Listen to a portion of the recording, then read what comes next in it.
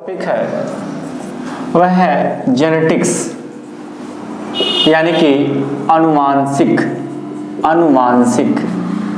अनुवांशिक वर्ड से यानी अनुवांशिक शब्द का जो प्रयोग था उस सर्वप्रथम बटसन ने 1905 में किया था।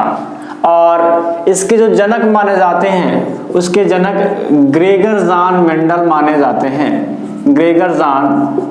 माने जाते हैं।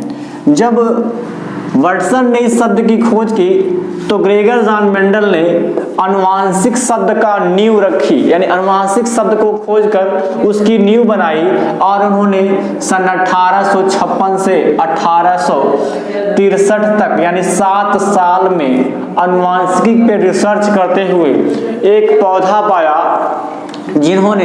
जिस पौधे का नाम मटर यानी कि गार्डन पी, दूसरे भाषा में गार्डन पी इन्होंने रखा था, यानी बागवानी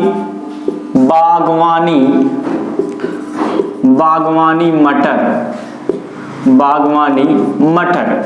इसका क्रोमोसोम जो था वो 7 जोड़ी में इन्होंने दिया, यानी 7 पेयर्स में दिया इन्होंने, यानी 7 जोड़ी में। अब अनुवांशिक वर्ड को पहले हम समझेंगे तो अनुवांशिक वर्ड का मतलब होता है अनुवंश और इक, यानी कि अनुवांशिक आने वाली वंशज पीढ़ी। यानी सपोज दैट अगर आप यहाँ पे हैं, यानी आपके बाबा श्री यहाँ हैं, इसके बाद आपके पिताश्री हैं, अब आपके पिताश्री यहाँ हैं, जरूरी नहीं आपके बाबा के अकेले लड़के रहे होंगे, तो इनके 2 रहे होंगे, मान लीजिए आपके 2 पापा चाचा रहे होंगे। अब आपके जो आप हैं, आप आ गए, मान लीजिए आप यहाँ पे हैं, हो सकता है आपके 2 4 10 12 हो जाए। इस कैटेगरी में क्या होगा, आप एक पकड़ क्या जानेंगे, तो ये एक क्रिया क्या है, अनुवांशिकी। क्या है, अनुवांशिकी, यानी एक वंशज से दूसरे वंश में जाना अनुवांशिकी कहलाती है। इस शब्द का प्रयोग कौन किया था, तो वाटसन ने किया था। इसकी खोज कौन की, तो 1856 में एक ग्रेगर जान मेंडल थे जिन्होंने अपनी मटर की संरचना पे खोज की थी।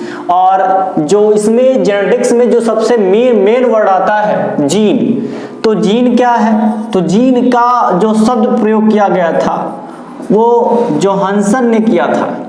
जोहानसन ने सर्वप्रथम जीन शब्द का प्रयोग किया था और इन्होंने 1909 में इस जीन शब्द का प्रयोग करते हुए जीन को बताया था। और जीन की भाषाओं को इन्होंने एक वाहक कहा, दूसरे भाषा में फैक्टर कहा। यानी कि एक जीन का काम क्या होता है, तो जीन एक ऐसी क्रिया करता है जो जीन की बात करें तो हमारे देश में जीन के कई अलग अलग तरीके हैं। अगर आप दक्षिण अफ्रीका में देख लें, हमारे ही इंडिया में देख लें, इंडिया में अगर दक्षिण अफ्रीका में देखें तो वहाँ के जीन उन व्यक्तियों में ज़्यादा हैं। उनके यहाँ जो बच्चा रहता है, जो बच्चा पैदा होते हैं, वो बच्चे में इतना अट्रैक्शन जीन होता है जिसका कोई सीमा नहीं है। अब किस में पाया जाएगा, तो पिता के जीन से जो बच्चे उत्पन्न होंगे सही तरीके से, तो जिस प्रकार पिता की ग्रोथ होगी लंबाई के हिसाब से, उसी प्रकार से उस बच्चे की ग्रोथ एक्टिवेशन होगा। इसमें सबसे भूमिका निभाता है तो जीन का काम क्या होता है, वो ग्रोथ एक्टिवेशन करके बच्चे के डेवलपमेंट में धीरे धीरे डेवलपमेंट करता चला जाता है और वह बच्चे की बॉडी को एकदम स्ट्रॉन्ग बनाता है। इसका काम क्या होता है, जीन ही सूचना देगा। ऐसे मान लीजिए ऑल बॉडी डेवलपमेंट। अब अगर हम ह्यूमन रिप्रोडक्शन की बात कर दें तो ह्यूमन रिप्रोडक्शन में अगर मानव के गुणसूत्र की बात कर दें तो मानव गुणसूत्र की जो संख्या पाई जाती है 123 पेयर्स होती है, यानी कि 23 जोड़ी होती है। अब 23 पेयर्स में जिसमें नर और मादा दोनों होते हैं, इसे हम इंग्लिश भाषा में मेल और फीमेल कहते हैं। और वैज्ञानिक भाषा में तो पहले मेल फीमेल वैज्ञानिक लोग नहीं जानते थे, नर मादा की लैंग्वेज इस्तेमाल करते थे। तो हम लोग जब चिंपैंजी में पहले कन्वर्ट थे तो वहाँ बनरा बनरी करके बताया जाता था। अब यहाँ पे बात करेंगे तो मेल में क्या पाया जाता था, 23 पेयर क्रोमोसोम पाया जाता था।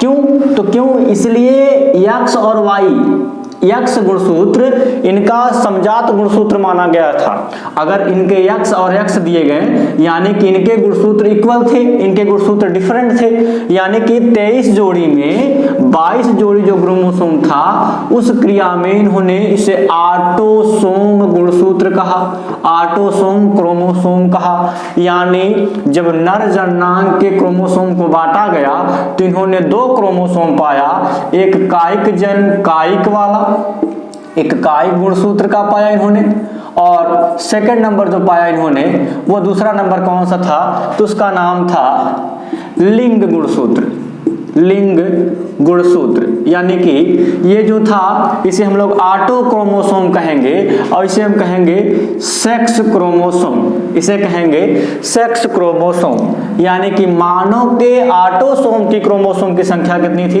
तो 22 जोड़ी थी, यानी कि इक्वल मात्रा में 22 थी। तब उस समय 22 की बात करें तो इनके एक्स की मात्रा 22 नहीं होगी।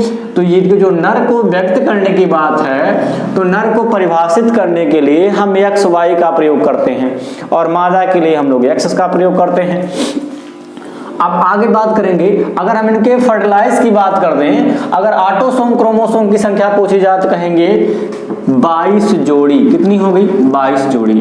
बचा एक जोड़ी, एक के साथ एक फ्री है, तो यानी 22 दूनी 44 हुआ, 44 दूनी 46 हो जाएगा और 46 का आधा करेंगे हो जाएगा 23 जोड़ी हो जाएगा। अब बात करेंगे कितना हुआ, तो अब इसके क्रोमोसोम को मिलाएंगे, हम कहेंगे एक्स वाई है और यहाँ एक्स एक्स है।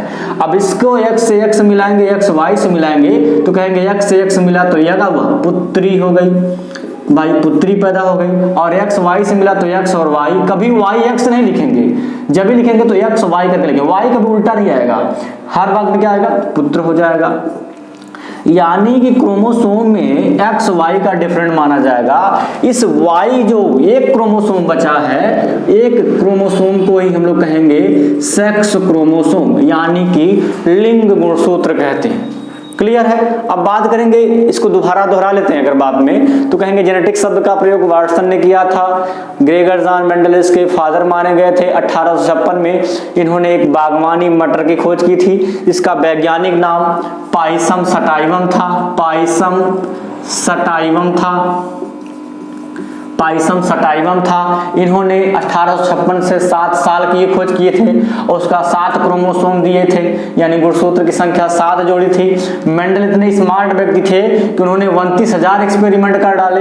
29,000 एक्सपेरिमेंट करने के बाद भी वो कंफ्यूज थे, तो उन्होंने नियम देना स्टार्ट कर दिया। हमने अपने नियम के बाद अगली वीडियो में बात करेंगे, क्योंकि वीडियो थोड़ा लॉन्ग हो जाएगा। इसके लिए जो जीन शब्द था, जो जीन था, वो जीन का काम क्या था, तो किसी भी मानव क्रोमोसोम में, यानी मानव की बॉडी जब बनती थी, किसी बच्चे को बनाया जाता था, तो जीन में क्या सूचना थी, जैसे नाक हो गया, नाक, कान, मुंह, आंख, दांत, जितना क्रोमोसोम का काम करी इकुल क्या करी, जीन करी। अगर जीन तनको वैचा कहानी हो गया, यानी जीन डिफरेंट हो गया, तो क्या करेगा, उसमें बच्चे में क्रोमोसोम की मात्रा अलग हो जाएगी। यानी क्या करेगा, बच्चे में कहीं आंख एब्सेंट हो जाएगा तो एक आंख काना हो जाएगा, दांत अगर गायब होगा तो आगे पीछे दांत गायब होगी, दंत्र कोशिका गायब होने लगेगी, तो इसमें डिफरेंट क्या हो जाएगा, तो अलग अलग तरीके से जीन। यानी जीन अगर बनावट में अगर सूचना देने में जरा सा भी पीछे हो गया तो वहां Turner syndrome, down syndrome, Patau syndrome, अन्य बीमारियां होने लगेंगी। ये सब सिंड्रोमी बीमारी है, अनुवांशिक मटेरियल बीमारी मानी जाती है, ये जेनेटिक्स मटेरियल्स मानी जाती हैं। यहाँ पे जो जीन का काम था, जीन का काम है सूचना देना, और एक जो क्रोमोसोम है यही निर्धारित करेगा कि ये पुत्र है या पुत्री, यानी सेक्स क्रोमोसोम के द्वारा ही जो जेंडर निर्माण बनाएगा, उसी के द्वारा ये बताएगा कि ये क्या करेगा, तो जेंडर का निर्माण करेगा। तो हम उस बच्चे को जान पाएंगे कि वह क्या है, कि किसमें है, पुत्र है या पुत्री है, किसमें जा रहा है, उसमें उसको हम एक्सप्लेन कर देंगे।